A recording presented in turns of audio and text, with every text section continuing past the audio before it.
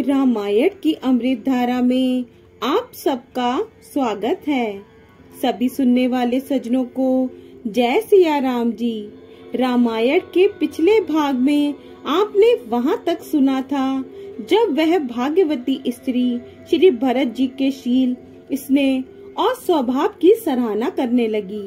अब इसके आगे से अयोध्या कांड भाग 34। सियापति रामचंद्र जी की जय, पवन सुत हनुमान जी की जय, उमापति महादेव जी की जय। जय जय सीताराम जी। दोहा। चलत पया देखात फल, पिता दीन तजिराजू, जात मनावन रघुवर ही, भरत सरिस को आजू। सियापति रामचंद्र जी की जय, भरत सरिस को आजू। सियापति रामचंद्र जी की जय। वह बोली, देखो ये भरत जी पिता के दिए हुए राज्य को त्याग कर पैदल चलते और फलाहार करते हुए श्री राम जी को मनाने के लिए जा रहे हैं। इनके समान आज कौन है? इस प्रकार अपने गुणों सहित श्री रामचंद्र जी के गुणों की कथा सुनते और श्री रघुनाथ जी को स्मरण करते हुए भरत जी चले जा रहे हैं। वे तीर्थ देखकर, स्नान और मुनियों के आश्रम तथा देवताओं के मंदिर देखकर प्रणाम करते हैं और मन ही मन ये वरदान मांगते हैं कि श्री सीताराम जी के चरण कमलों में प्रेम हो। मार्ग में भील, कोल आदि वनवासी तथा वानप्रस्थ, ब्रह्मचारी, सन्यासी और विरक्त मिलते हैं। उनमें से जिस तिस से प्रणाम करके पूछते हैं कि लक्ष्मण जी, श्री राम जी और जानकी जी किस वन में हैं। वे प्रभु के सब समाचार कहते हैं और भरत जी को देखकर जन्म का फल पाते हैं। जो लोग कहते हैं कि हमने उनको कुशल पूर्वक देखा है, उनको ये श्री राम लक्ष्मण के समान ही प्यारे मानते हैं।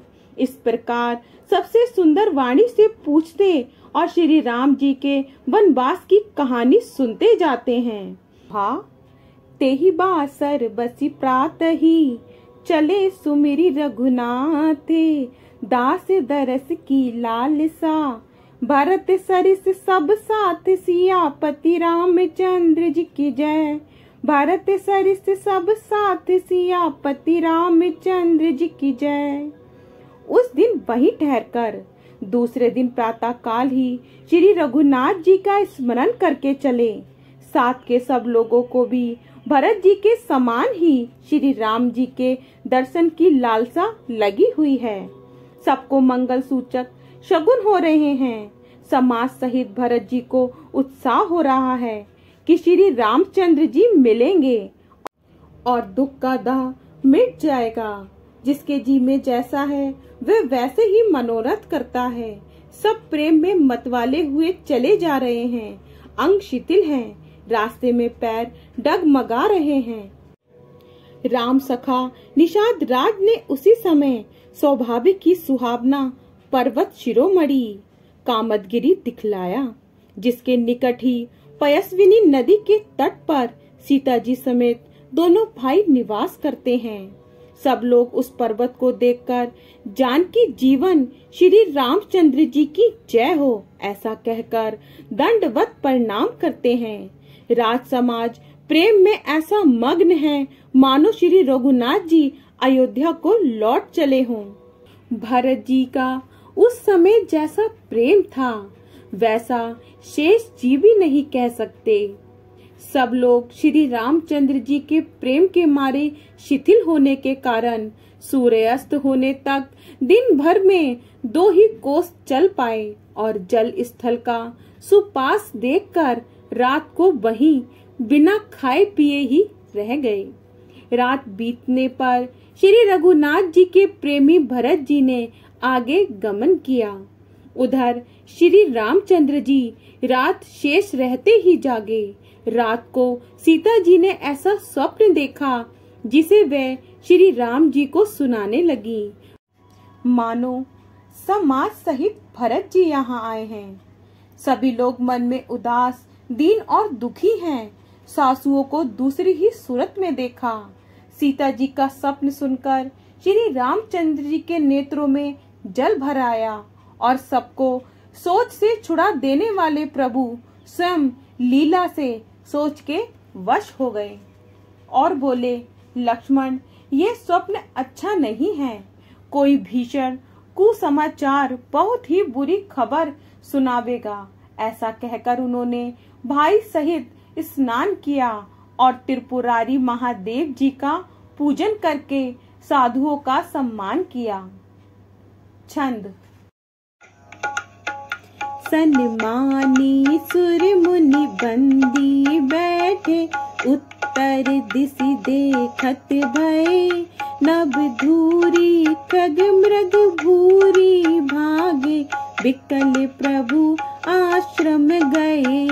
तुलसी उठे अब लोकी कारण कहा, चित सचकित रहे सब समाचार। कि तारे कोलनी आए, तेही अब सर कहे, आई तेही अब सर कहे। अब इस छंद का हिंदी में अर्थ समझिए। देवताओं का सम्मान, पूजन और मुनियों की वंदना करके श्री रामचंद्र जी बैठ गए और उत्तर दिशा की ओर देखने लगे। आकाश में धूल छा रही है। बहुत से पक्षी और पशु व्याकुल होकर भागे हुए प्रभु के आश्रम को आ रहे हैं।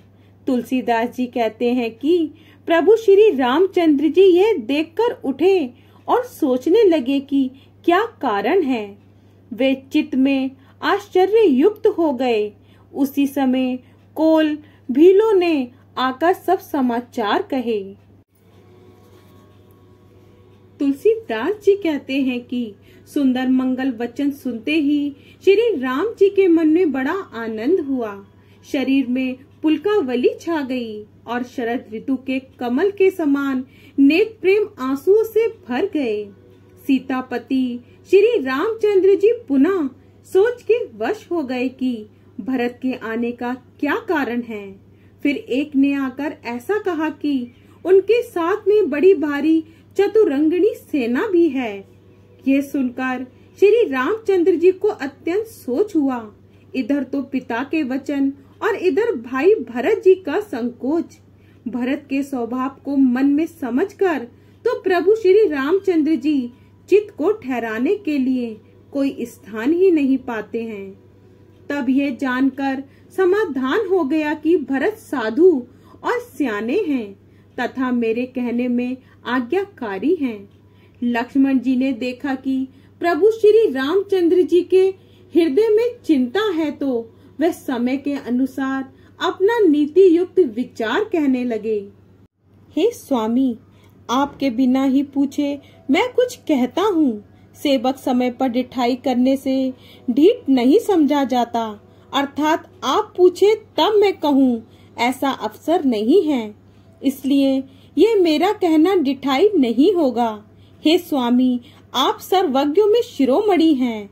आप सब जानते ही हैं। मैं सेवक तो अपनी समझ की बात कहता हूँ। आगे का भाग कल। जय सिया राम जी। अगर आपको पसंद आए तो लाइक, शेयर, कमेंट्स कीजिए और हमारे चैनल को सब्सक्राइब कीजिए। जय सिया राम जी।